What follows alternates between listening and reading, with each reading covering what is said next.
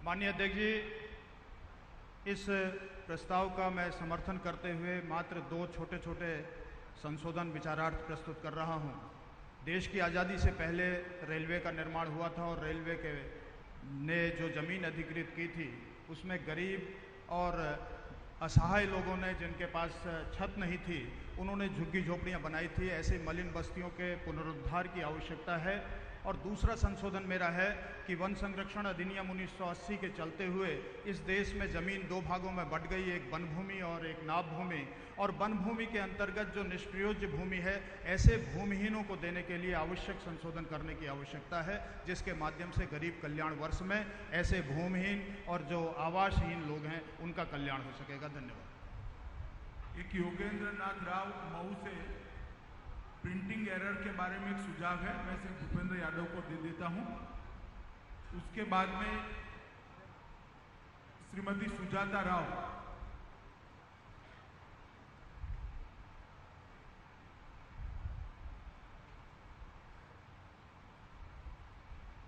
Doctor Usha विद्यार्थी,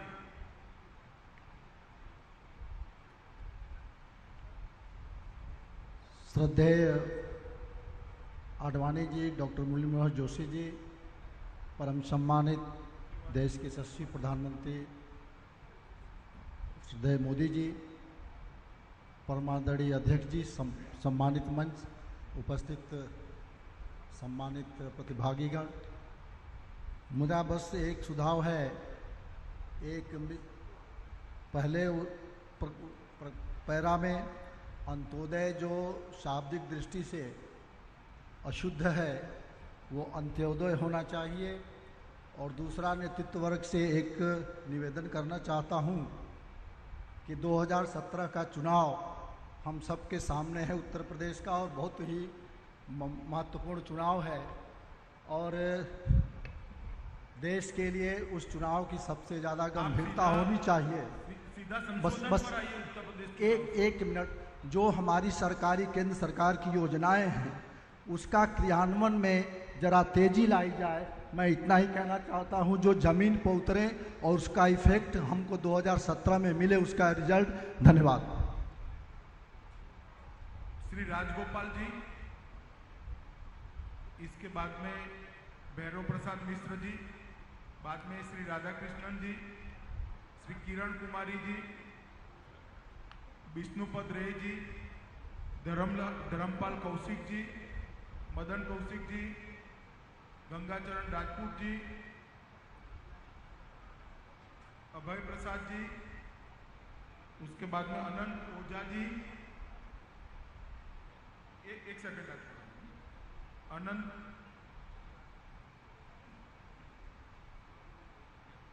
ओझा जी, रघुनंदन कुमार चौरसिया जी। इसके बाद में कोई चिट्ठी नहीं भेजेगा, सब सुझाव लिखकर, संशोधन लिखकर भूपेंद्र यादव जी को दे दे, उसको हम प्रस्ताव में उचित स्थान देंगे। अध्यक्ष जी, I just thought that it will be proper to point out one important factor. Many friends have been referring to Deen Dayal ji's, the ideology propounded by Deen Dayal ji as integral, Egatma Manava Vad. The correct description should be the Egatma Manava Darshan, not Egatma Manava Vad. Vad is equal to ism, and Deen Dayal ji did not propound ism. He wanted to propound a darshan. The better we use the word Egatma Manava Darshan instead of Egatma Manava. Bhairav Prasad Mishra ji.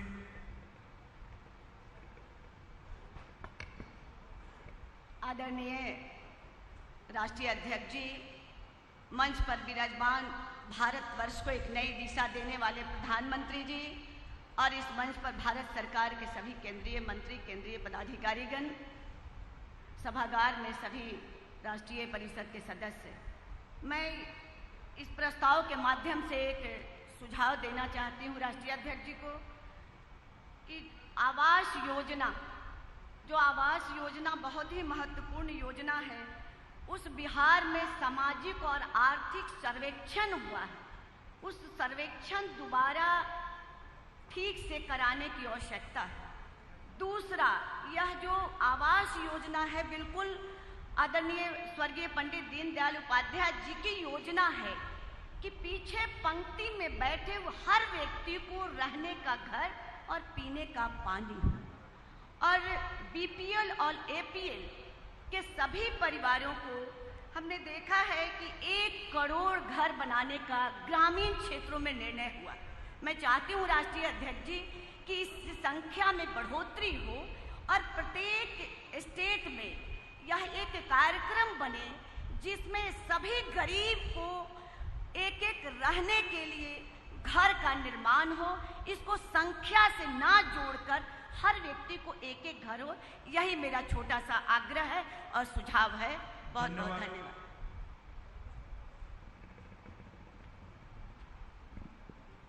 Bhairav प्रसाद मिश्रा, संसद भवन, सम्मानित मंच, माननीय अध्यक्ष जी, मैं प्रस्ताव में के चौथे पैरा पर जहां यह है कि पार्टी यह मानती है कि सर्वांगीण विकसितता के लक्ष्य को हासिल करने के लिए सबसे पहले आर्थिक असमानता के साथ क्षेत्रीय संतुलन को जोड़ने का अनुरोध करता हूं।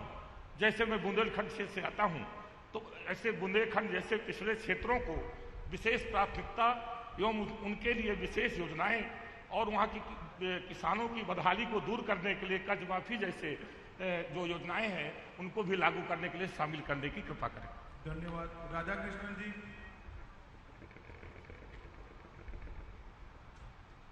माननीय अध्यक्ष जी, सम्मानित मंच, माननीय अध्यक्ष जी, प्रस्ताव में किसानों की चर्चा हुई। मैं माननीय प्रधानमंत्री जी का आभार व्यक्त करता हूं कि उन्होंने किसान के लिए जो कृषि बीमा योजना लागू की है उससे किसानों को लाभ मिला है। लेकिन मैं एक और संशोधन चाहता हूं कि किसानों को सस्ते ब्याज दर पर ऋण उपलब्ध हो तथा कीटनाशक दवाइयां भी उन्हें सस्ती मुहैया हों, जिससे कि किसानों की आय दुगनी हो सके और किसान खासतौर से बुंदेलखंड और पिछड़े क्षेत्रों में जहां किसान दैवीय आपदा से पीड़ित ज़्यादा है, जैसे बुंदेलखंड में 4 साल से किसान दैवीय आपदा से पीड़ित है, तो वहाँ के किसानों के कर्ज माफ किए जाएं तो आपकी अधिकार होगी। धन्यवाद। किरण कुमारी जी।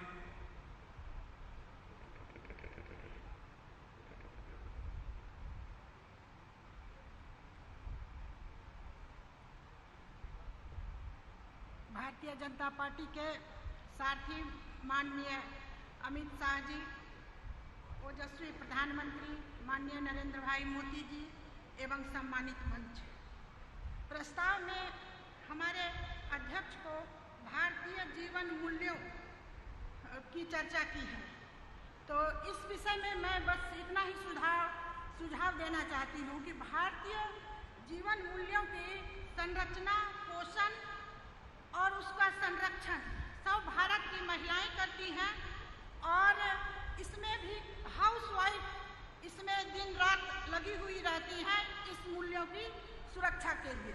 इसलिए हाउसवाइफ जो भारत के परिवार को चलाती है, संस्कारित करती है, उसके लिए और महिलाओं के लिए विशेष कुछ योजना बने जिससे महिलाएं पैसा के लिए अपने घर परिवार बड़े बुजुर्ग को छोड़कर नौकरी में ना जाएं और पारिवारिक परंपरा को जीवित रखें। इन्हीं बातों के साथ जी धन्यवाद। विष्णुपद राय जी। आदरणीय अध्यक्ष जी, 21 सितंबर 2016 को अंडमान निकोबार इतिहास में ये नया युग का शुरू हुआ। ऑप्टिकल फाइबर केबल का सैंक्शन हमें मिल चुका, रुपये मिला 1100 करोड़। जय हिंद।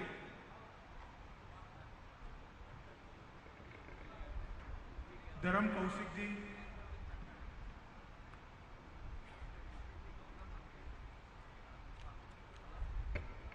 श्रद्धेय मंच,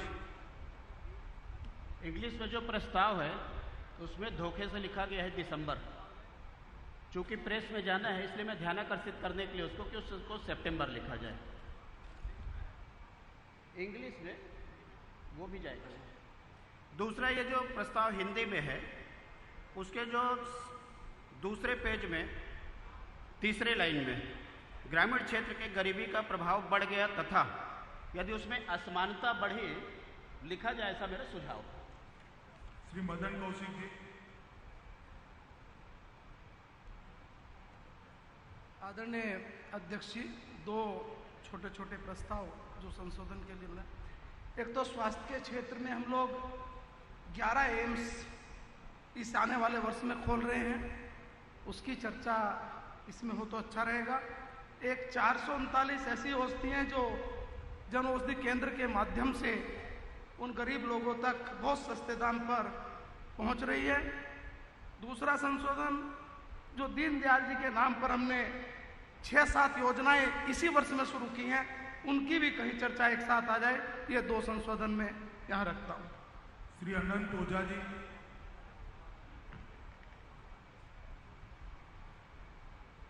आदरणीय अध्यक्ष जी, आज के राजनीतिक प्रस्ताव में और यूँ कहे तो माननीय नरेंद्र भाई मोदी जी के नेतृत्व की सरकार पहले दिन से ही गरीब कल्याण के रूप में समर्पित है।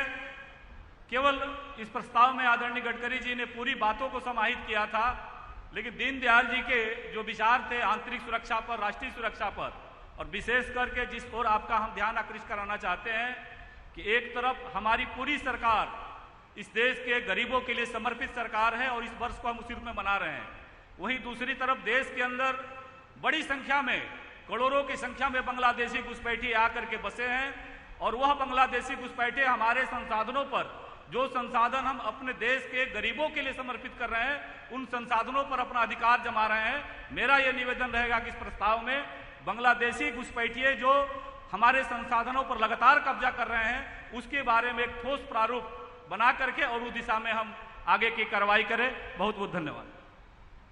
रघुनंदन चौरसिया जी। परम सम्मानित मंच, सम्मानित सदन, मान्यवर, उज्ज्वला योजना के तहत जो गैस वितरण हो रहा है उसमें जो सूची है, उस सूची में इतनी गड़बड़ियां हैं कि उसका लाभ जितना मिलना चाहिए नहीं मिल रहा है। रघुनंदन जी, अभी प्रस्ताव पर सीमित रहे हम लोग। जी, आपका बात ध्यान में आ गया। ठीक। दूसरा एक सुझाव है कि प्रधानमंत्री आवास योजना, पंडित दीनदयाल उपाध्याय आवास योजना इस नाम से उसको किया जाए। इससे समाज के लोगों को हमारे नेता की जानकारी होगी और हमारे परिवार को, पार्टी को इसका लाभ मिलेगा। धन्यवाद।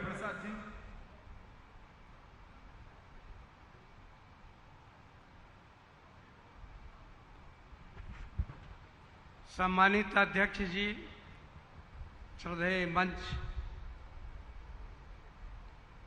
बहुत अच्छी योजनाएं सरकार द्वारा चलाई जा रही है, उसका मैं तहे दिल से समर्थन करता हूं। लेकिन जिस तरह से गरीबों के बीच में नशा का प्रचार है, नशाखोर हैं, उसको रोकने से ही समाज का सर्वांगीण विकास होगा। इसलिए राष्ट्रीय स्तर पर भारतीय जनता पार्टी ऐसा अभियान चलावे ताकि लोग नशाबंदी के पक्ष में हों और इस पर गहराई से हम लोग विचार करें।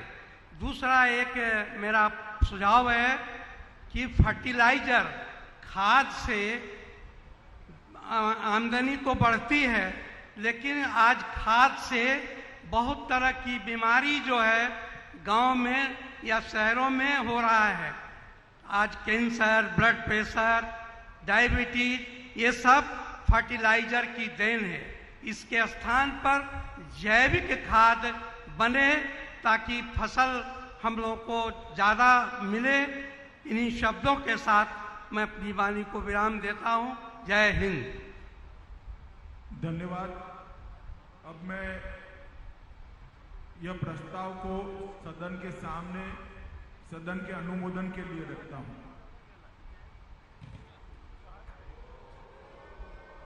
बहुत बहुत धन्यवाद। इसमें उचित फेरबदल श्री राम माधव जी और भूपेंद्र यादव जी कर नितिन गडकरी जी से परामर्श कर इसको अंतिम स्वरूप देंगे। अब मैं श्री रामलाल जी को निमंत्रित करता हूं आगे की कार्यवाही के लिए।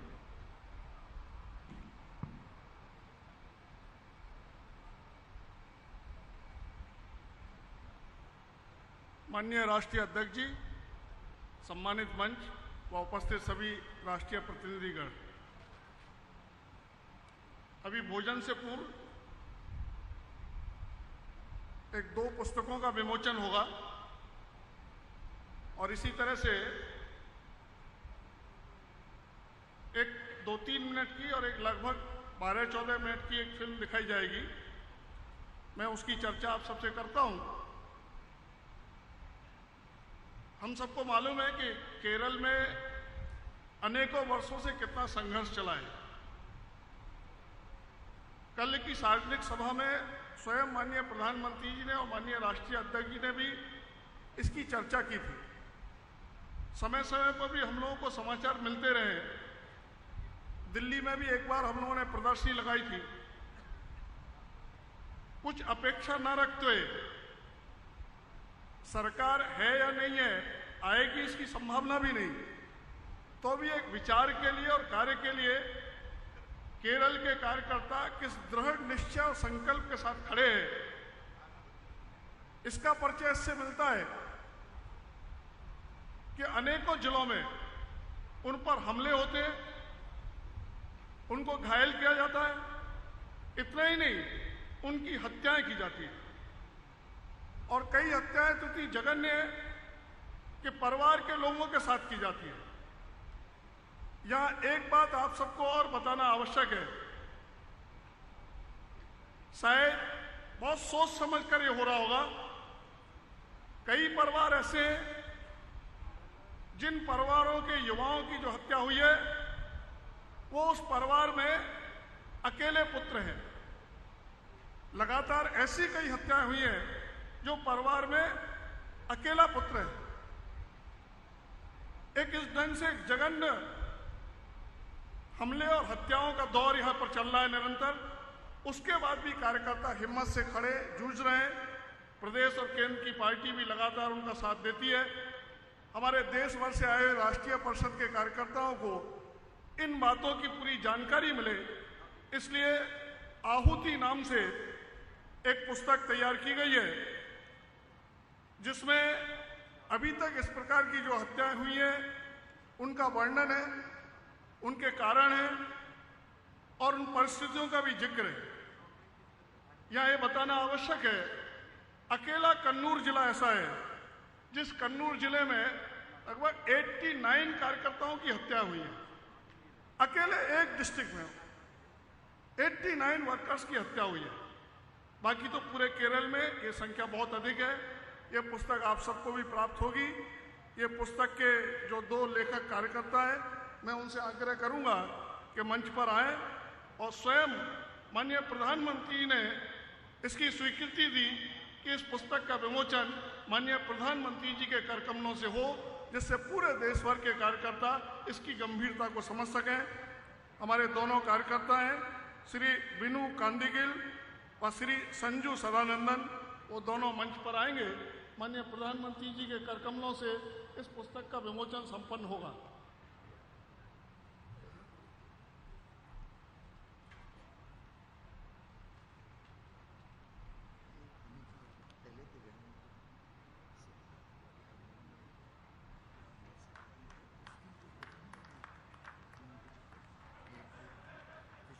एक बार पूरे केरल के कार्यकर्ताओं का करतल ध्वनि से स्वागत करिए।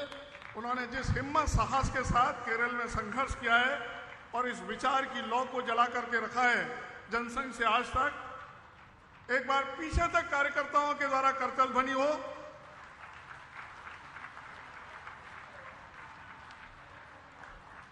हमारा प्रयास रहेगा कि बैठिए हमारा प्रयास रहेगा कि सभी कार्यकर्ताओं तक ये पुस्तक पहुंच सके। धन्यवाद माननीय प्रधानमंत्री जी। एक दूसरी पुस्तक का विमोचन है। हमारी वैसे तो केंद्र सरकार के साथ साथ सभी राज्य सरकारें दीनदयाल जी के स्वप्नों का भारत बनाने का प्रयास कर रहे हैं, गरीबों के कल्याण के अनेक प्रकार की योजनाएं बना रहे हैं और उसका परिणाम यह है कि हमारी कई सरकारें लगातार चुनकर आ रही है। ये छोटी बात नहीं होती, एक बार जीत जाना, लेकिन दोबारा जीत कर आना जो जनप्रतिनिधि बैठे वो जानते हैं कि बड़ा कठिन होता है। तो 3-3 बार सरकारें बनी हैं, तो विशेष रूप से छत्तीसगढ़ के कुछ कार्यकर्ताओं ने एक प्रयास किया है जो वहाँ 13 वर्ष के दौरान छत्तीसगढ़ की बेहतरी के लिए राज्य सरकार ने विशेष रूप से पंडित दीनदयाल जी के विचार और व्यवहार की इस यात्रा को एक पुस्तक के माध्यम से, वहाँ के एक प्रमुख पत्रकार हैं, अपने से संबंधित उनके हैं डॉक्टर हिमांशु द्विवेदी जी, उन्होंने इस पुस्तक को एक स्वरूप दिया है। मैं हिमांशु द्विवेदी जी और वहाँ के माननीय मुख्यमंत्री से अपेक्षा करूँगा कि माननीय प्रधानमंत्री जी और माननीय राष्ट्रीय अध्यक्ष जी उन दोनों पुस्तकों का विमोचन करें।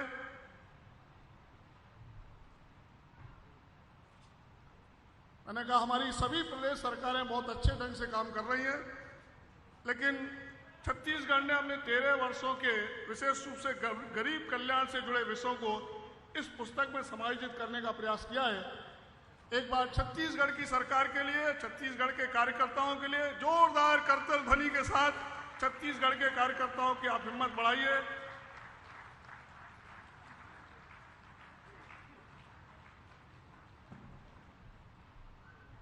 धन्यवाद माननीय प्रधानमंत्री जी, माननीय राष्ट्रीय अध्यक्ष जी डॉक्टर रमन सिंह जी व हिमांशु जी।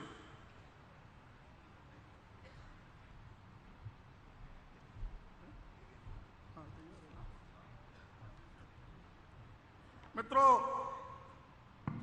आप सबको एक विषय की जानकारी है। जब हम पंडित दीनदयाल जी उपाध्याय की जन्म शताब्दी मना रहे हैं और उसमें गरीबों के कल्याण की बात कर रहे हैं, जो वंचित वर्ग है, जो उपेक्षा का शिकार है, वो चाहे हमारे एससी समाज के हों चाहे एसटी समाज के हों, उसी में एक बहुत महत्वपूर्ण वर्ग है जो किसी ना किसी कारण से उसके शरीर में कोई कमी रह गई। उसको अभी तक विकलांगों के नाम से जाना जाता था। माननीय प्रधानमंत्री ने उनकी पीड़ा को पहचाना और आप सबने सुना ही है, माननीय प्रधानमंत्री ने उनको एक नया नामकरण किया, दिव्यांग। तो हमारे ऐसे बंधु भी जो किसी भी कारण से उपेक्षित है, पीड़ित है, वो भी सम्मान का अनुभव करें। ये भारतीय जनता पार्टी की नीति रीति का भी इसका परिचायक है। उन्होंने दिव्यांग शब्द देकर ये बताने का प्रयास किया कि किस ढंग से हम जो कमजोर से कमजोर नीचे के उस पर खड़ा है, उसको भी किस ढंग से ऊपर उठाने का प्रयास कर रहे हैं। आप सबको मालूम है कि माननीय प्रधानमंत्री जी की स्वयं की इच्छा नहीं रहती कि उनके जन्मदिन को कोई अलग एक उत्सव और स्वरूप में मनाया जाए। वो हमेशा कोई ना कोई विशेष पहल जन्मदिन के अवसर पर सेवा कार्य के लिए करते हैं। पूरे देश भर में हम लोगों ने भी, कार्यकर्ताओं ने उस जन्मदिन को एक सेवा कार्य के रूप में मनाया। लेकिन उस दिन विशेष रूप से माननीय प्रधानमंत्री जी से प्रभावित होकर जो हमारे ऐसे दिव्यांग कुछ भाई बहन थे, वो माननीय प्रधानमंत्री जी को शुभकामनाएं देने के लिए जन्मदिन पर आए थे। उसका एक छोटा वृत्त चित्र आपके समक्ष प्रस्तुत है, यहाँ स्क्रीन पर आप सब देख सकेंगे। और दिव्यांगों के मन में इस शब्द मात्र से कितना सम्मान और कितना एक आत्मगौरव का भाव निर्माण हुआ है, इस सब की अनुभूति आप कर सकेंगे। मैं जो फिल्म दिखाने वाले बंधु हैं उनसे आग्रह करूंगा कि वो फिल्म का प्रसारण करें।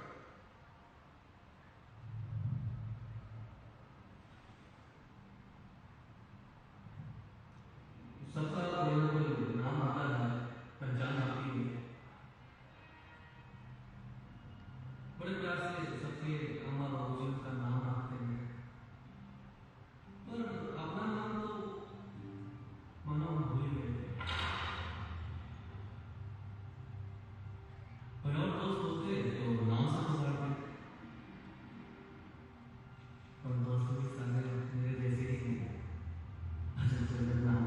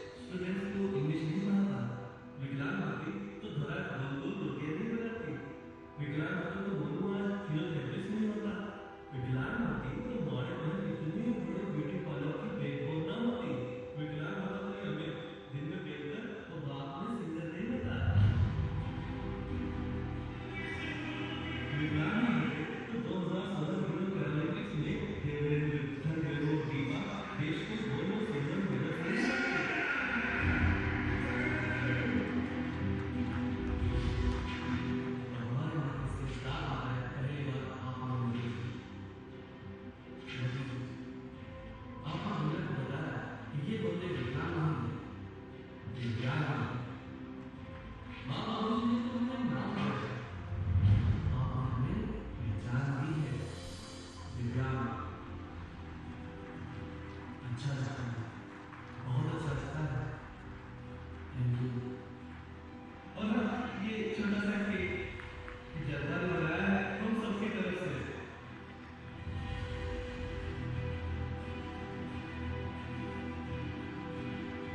जन्मदिन मुबारक हो मोदी जी।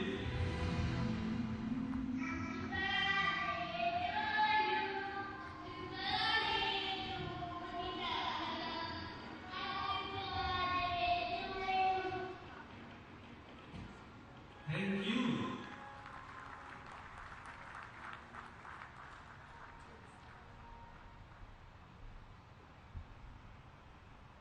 बहुत कम समय की फिल्म थी, लेकिन आप सबने अनुभव किया।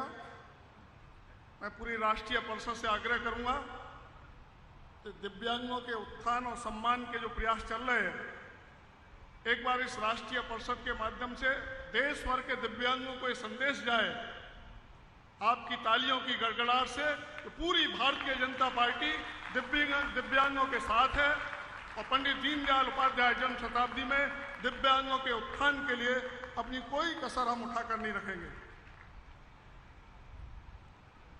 मित्रों, एक फिल्म का प्रदर्शन और होगा, मैं थोड़ा उसकी भूमिका आप सबके सामने रख देता हूं, क्योंकि आज एक सीमित समय है। हमको भोजन के पश्चात, लंच के पश्चात पंडित दीनदयाल उपाध्याय जन्म शताब्दी के उद्घाटन